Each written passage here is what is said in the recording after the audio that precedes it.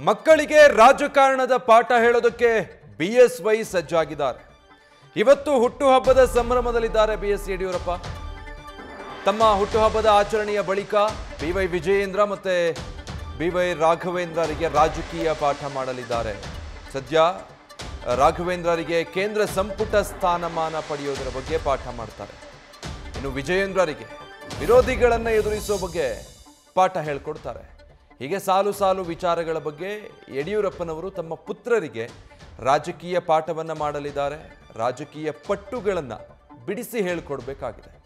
ಯಾಕಂದರೆ ಸದ್ಯ ಒಂದು ಕೇಂದ್ರದಲ್ಲಿದ್ದಾರೆ, ಸಂಸದರಾಗಿರುವಂತಹ ಬಿವೈ ರಾಘವೇಂದ್ರ ಸಂಪುಟದಲ್ಲಿ ಹೇಗೆ ಸ್ಥಾನಮಾನ ಪಡೆಯೋದು ಅನ್ನೋದ್ರ ಬಗ್ಗೆ. ಮತ್ತೊಂದು ಬಿವೈ ವಿಜಯೇಂದ್ರ ಅವರು ಬಿಜೆಪಿ ರಾಜ್ಯಾಧ್ಯಕ್ಷ ಸ್ಥಾನ ಹೊಂದಿದ್ದಾರೆ. ಸದ್ಯ ಬಿಜೆಪಿಯಲ್ಲಿ ಪರಿಸ್ಥಿತಿ ಏನಿದೆ, ಅವರ ವಿರುದ್ಧವಾಗಿ ಯಾವ ರೀತಿ ಸ್ವಪಕ್ಷೀಯರೇ ಅಸಮಾಧಾನ ಭಿನ್ನಮತಗೊಂಡಿದ್ದಾರೆ, ಈ ರೀತಿಯಾದಂಥ ರಾಜಕೀಯ ಸನ್ನಿವೇಶ ಏರ್ಪಟ್ಟಿರೋದ್ರಿಂದಾಗಿ ಇವತ್ತು ಹುಟ್ಟುಹಬ್ಬದ ಹಿನ್ನೆಲೆ ತಮ್ಮ ಪುತ್ರರಿಗೆ ರಾಜಕೀಯ ಪಾಠವನ್ನು ಬಿಎಸ್ವೈ ಹೇಳಲಿದ್ದಾರೆ.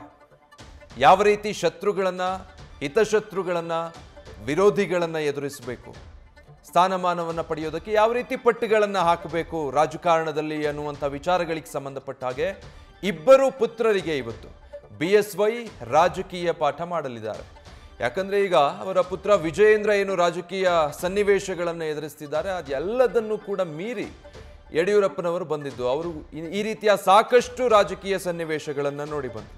ಬಿಜೆಪಿಯಲ್ಲೇ ಅವರಿಗಿದ್ದಂತಹ ವಿರೋಧ, ಅದಾದಮೇಲೆ ಬಿಜೆಪಿಯನ್ನು ತೊರೆದು ಹೊರಗೋಗಿ ಕೆಜೆಪಿ ಮಾಡಿದರು, ಅದಾದಮೇಲೆ ಮರಳಿ ಬಿಜೆಪಿಗೆ ಬಂದರು.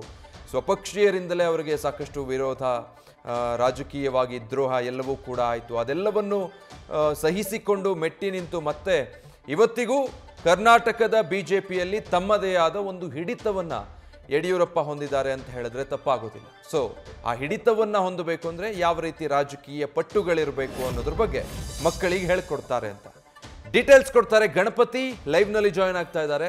ಗಣಪತಿ, ಒಂದು ಇವತ್ತು ಯಡಿಯೂರಪ್ಪನವರ ಹುಟ್ಟುಹಬ್ಬ, ಜೊತೆಗೆ ಮಕ್ಕಳಿಗೆ ತಮ್ಮ ಪುತ್ರರಿಗೆ ಸದ್ಯದ ರಾಜಕೀಯ ಸನ್ನಿವೇಶದಲ್ಲಿ ಏನ್ ಪಾಠ ಹೇಳಲಿದ್ದಾರೆ ಬಿಎಸ್ವೈ?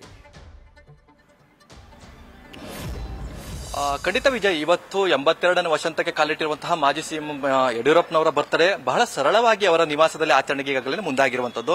ಅವರ ಮನೆಗೆ ಈಗಾಗಲೇ ರಾಜಕೀಯ ಗಣ್ಯರು ಇರಬಹುದು, ಒಂದಷ್ಟು ಲಿಂಗಾಯತ ಸಮುದಾಯದ ಮುಖಂಡರು ಇರಬಹುದು, ಅವರೆಲ್ಲರೂ ಕೂಡ ಈಗಾಗಲೇ ಧವಳಗಿರಿಯ ನಿವಾಸಕ್ಕೆ ಆಗಮಿಸ್ತಾ ಇರುವಂತದ್ದು. ಇದರ ಜೊತೆಗೆ ಬಹಳ ಸರಳವಾಗಿ ಹುಟ್ಟುಹಬ್ಬ ಆಚರಿಸಿಕೊಳ್ಳಿರುವಂತಹ ಯಡಿಯೂರಪ್ಪನವರು ತಮ್ಮ ಪುತ್ರರಿಗೂ ಕೂಡ ಒಂದಷ್ಟು ರಾಜಕೀಯ ಸಲಹೆಗಳನ್ನ ಕೊಡ್ತಾರೆ. ಅಂದ್ರೆ ಉದಾಹರಣೆಗೆ ಹೇಳೋದಾದ್ರೆ ನೋಡಿ, ಯಡಿಯೂರಪ್ಪನವರು ಸೈಕಲ್ ಅಲ್ಲಿ ಸುತ್ತಾಡಿ ಒಂದಷ್ಟು ಸರ್ಕಾರ ರಚನೆ ಮಾಡಿರುವಂತಹದ್ದು ಬಹಳಷ್ಟು ಇತಿಹಾಸ ಇದೆ. ಆ ಇತಿಹಾಸವನ್ನ ತಮ್ಮ ಮಕ್ಕಳಿಗೂ ಕೂಡ ಹೇಳಿಕೊಡುವಲ್ಲಿ ಈಗಾಗಲೇ ಯಡಿಯೂರಪ್ಪನವರು ಮುಂದಾಗಿರುವಂತದ್ದು. ಜೊತೆಗೆ ಸಂಸದರಾಗಿರುವಂತಹ ಬಿವೈ ರಾಘವೇಂದ್ರ ಅವರು ಇರಬಹುದು, ಹಾಗೆ ಬಿಜೆಪಿಯ ರಾಜ್ಯಾಧ್ಯಕ್ಷರಾಗಿರುವಂತಹ ವಿಜೇಂದ್ರ ಅವರು ಇರಬಹುದು, ಇಬ್ಬರಿಗೂ ಕೂಡ ಒಂದಷ್ಟು ರಾಜಕೀಯ ಪರಿಚಯವನ್ನ ಮಾಡ್ಕೊಡ್ತಿರುವಂತದ್ದು. ಅಂದ್ರೆ ಅವರೇನು ಸಾಕಷ್ಟು ರಾಜಕೀಯ ನಿಪುಣರು ಅಂತೂ ಕೂಡ ಹೇಳೋಕ್ಕಾಗಲ್ಲ, ಆದ್ರೆ ಯಡಿಯೂರಪ್ಪನವರ ಪಾಠ ಇದೆಯಲ್ಲ ಬಹಳ ಅವಶ್ಯಕತೆ ಇರುತ್ತೆ. ಈ ನಿಟ್ಟಿನಲ್ಲಿ ಹೇಳೋದಾದ್ರೆ 4 ಬಾರಿ ಸಂಸದರಾಗಿರುವಂತಹ ಬಿವೈ ರಾಘವೇಂದ್ರ ಅವರು ಮುಂದಿನ ದಿನಗಳಲ್ಲಿ ಕೇಂದ್ರ ಸಚಿವ ಸಂಪುಟದಲ್ಲಿ ಹೇಗೆ ಭಾಗಿಯಾಗಬಹುದು, ಜೊತೆಗೆ ಹೈಕಮಾಂಡ್ ನಾಯಕರನ್ನ ಹೇಗೆ ಗಮನ ಸೆಳೆಯಬೇಕು, ಈ ಎಲ್ಲಾ ನಿಟ್ಟಿನಲ್ಲೂ ಕೂಡ ಒಂದಷ್ಟು ಸಲಹೆಗಳನ್ನ ಕೊಡುವಂತದ್ದು. ನೋಡಿ, ಹೈಕಮಾಂಡ್ ನಾಯಕರ ಗಮನ ಸೆಳೆಯಬೇಕು, ಜೊತೆಗೆ ಹೈಕಮಾಂಡ್ ನಾಯಕರ ಒಂದಷ್ಟು ಬುದ್ಧಿವಾದವನ್ನ ಹೇಳಬೇಕು ಅಂತಂದ್ರೆ, ಜೊತೆಗೆ ಒಂದಷ್ಟು ಸಮಸ್ಯೆಗಳನ್ನ ತೆಗೆದುಕೊಂಡು ಹೈಕಮಾಂಡ್ ನಾಯಕರ ಮುಂದೆ ಇಡಬೇಕಾಗುತ್ತೆ. ಬಿವೈ ರಾಘವೇಂದ್ರ ಅವರು ಕೂಡ ಶಿವಮೊಗ್ಗದ ಅಭಿವೃದ್ಧಿ ವಿಚಾರದಲ್ಲಿ ಸಾಕಷ್ಟು ಚರ್ಚೆ ಆಗ್ತಿರುವಂತಹ ವ್ಯಕ್ತಿ. ಈ ನಿಟ್ಟಿನಲ್ಲಿ ಒಂದಷ್ಟು ಅಭಿವೃದ್ಧಿ ವಿಚಾರದಲ್ಲಿ ನೇರವಾಗಿ ಹೈಕಮಾಂಡ್ ನಾಯಕರ ಗಮನವನ್ನ ಸೆಳೆದ್ರೆ ನೇರವಾಗಿ ಆ ಹೈಕಮಾಂಡ್ ನಾಯಕರು ರಾಘವೇಂದ್ರ ಅವರ ಅಭಿವೃದ್ಧಿ ಕಾರ್ಯಗಳ ಬಗ್ಗೆ ಒಂದಷ್ಟು ಸಲಹೆಗಳನ್ನ ಕೊಡುವಂತ ಸಾಧ್ಯತೆಗಳು ಇರುತ್ತೆ. ಈ ನಿಟ್ಟಿನಲ್ಲಿ ಮೊದಲ ಬಾರಿಗೂ ಕೂಡ ಅವರು ಈಗಾಗಲೇ ಕೇಂದ್ರ ಸಚಿವ ಸಂಪುಟದಲ್ಲಿ ಭಾಗಿಯಾಗಬೇಕು ಅಂತ ಸಾಕಷ್ಟು ಕನಸುಗಳನ್ನು ಕಂಡಿರುವಂತದ್ದು. ಮುಂದಿನ ದಿನಗಳಲ್ಲಿ ಆ ಅವಕಾಶಗಳು ಹೇಗೆ ಒದಗಿಸಿಕೊಳ್ಬೇಕು ಅನ್ನೋದು ನಿಟ್ಟಿನಲ್ಲೂ ಕೂಡ ಯಡಿಯೂರಪ್ಪನವರು ಒಂದಷ್ಟು ಪಾಠಗಳನ್ನ ಮಾಡ್ತಾರೆ. ಜೊತೆಗೆ ವಿಜೇಂದ್ರ ಅವರ ವಿಚಾರಕ್ಕೆ ಬರೋದಾದ್ರೆ ನೋಡಿ, ಅತ್ಯಂತ ಕಿರಿಯ ವಯಸ್ಸಿನಲ್ಲಿ ಈಗಾಗಲೇ ಅವರು ರಾಜ್ಯಾಧ್ಯಕ್ಷರ ಪಟ್ಟವನ್ನ ಪಡೆದಿರುವಂತದ್ದು.